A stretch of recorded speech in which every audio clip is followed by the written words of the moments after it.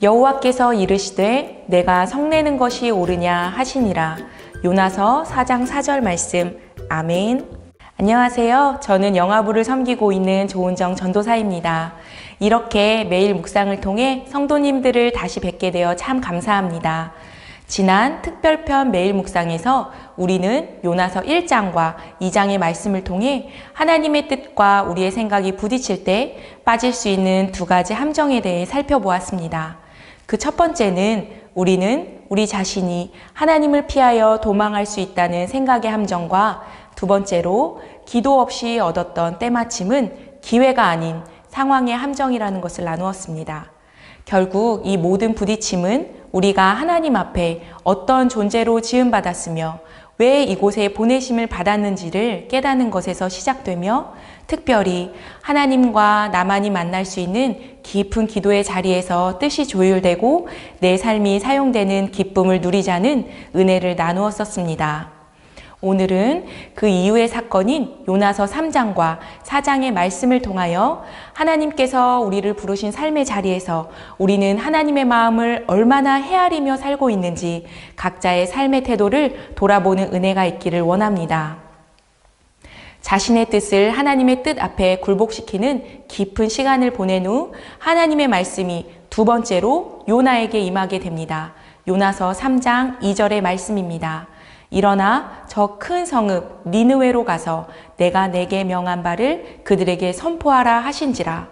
그 하나님의 말씀은 요나를 처음 부르시던 첫 번째 말씀과 동일한 것이었습니다. 요나서 1장 2절의 말씀입니다. 너는 일어나 저 큰 성읍 니느웨로 가서 그것을 향하여 외치라. 그 악독이 내 앞에 상달되었음이니라 하시니라. 두 번의 같은 하나님의 명령 앞에 달라진 것이 있다면 바로 요나의 태도였습니다. 1장에서의 요나는 여호와의 얼굴을 피하려고 일어나 다시스로 도망하나 3장에서의 요나는 여호와의 말씀대로 일어나 니느웨로 가게 됩니다. 하나님의 말씀이 이전보다 조금 더 순종하기 쉬운 것으로 바뀐 것은 아닙니다. 하나님의 명령은 동일하나 그 마음의 태도가 바뀌었습니다. 우리의 상황은 크게 달라지지 않았지만 하나님을 신뢰하기 시작하고 그의 말씀이 우리 안에 임할 때 우리 안에 담대함이 생겨납니다. 요나는 그 큰 성읍 니느웨에 들어가서 이곳의 멸망을 예언하며 회개를 외칩니다. 요나가 회개를 촉구하자 니느웨 백성들뿐 아니라 왕까지도 신실한 마음과 겸손한 태도로 회개하기 시작했습니다. 그때 하나님께서는 뜻을 돌이키시고 그들에게 내리라고 말씀하신 재앙을 내리지 않으십니다. 지금까지 요나의 순종과 선포, 니느웨 백성의 회개와 하나님의 용서하심의 순서는 우리가 익숙히 아는 패턴이고 순적한 은혜의 순서로 보여집니다. 그러나 이어지는 4장의 시작은 우리를 당황스럽게 합니다. 4장 1절 말씀입니다. 요나가 매우 싫어하고 성내며. 요나가 이런 태도를 보인 것은 하나님께서 니느웨를 멸망시키지 않고 용서해 주신 사실로 인한 것이었습니다. 요나는 니느웨를 향해 회개를 외쳤으나 진정으로 니느웨가 회복되기를 원한 것은 아니었습니다. 결국 요나는 니느웨 성읍이 구원받은 기쁜 사실에는 아랑곳하지 않고 하나님의 결정에 대해 불만을 토로하고 분노를 나타냈습니다. 요나는 자신이 분노한 이유를 하나님께 기도로 말합니다. 마치 물고기 뱃속에서 했던 기도와 방식은 같으나 그 기도의 내용에 있어서는 전혀 상반된 것이었습니다. 하나님의 뜻 앞에 온전히 순종을 고백하던 기도가 지금은 하나님을 완전히 무시하고 자신의 생각만을 토로하고 있습니다. 얼마나 심하게 화를 내었든지 자신의 생명을 언급하는 장면까지 등장합니다. 그만큼 요나는 니느웨의 구원을 바라보면서 현실에 대해 상당한 괴리감을 느끼고 있었습니다. 요나는 자신의 뜻과 다른 하나님의 마음을 알게 되었을 때 분노하였습니다. 자신의 뜻을 하나님 앞에 치열하게 굴복시켰던 요나가 지금 다시 하나님 앞에 격하게 불평하며 분노하고 있습니다. 이런 요나의 이기적이고 배타적인 모습은 우리와 다르다고 말할 수 없습니다. 우리는 지금껏 살아온 방식과 우리가 생각하기에 좋다고 여겨지는 것들이 침범받을 때, 즉 우리의 자아를 하나님 앞에 죽여야 할 때 우리 내면에 있는 가장 정직한 반응이 겉으로 낱낱이 나타나게 될 것이기 때문입니다. 그때 대다수 사람들은 요나처럼 하나님께 격한 분노를 쏟아낸다거나 혹은 더 지나쳐 아예 하나님을 저주하며 떠나버리는 결정을 하기도 합니다. 하나님을 향한 여전한 의문을 가진 채 말입니다.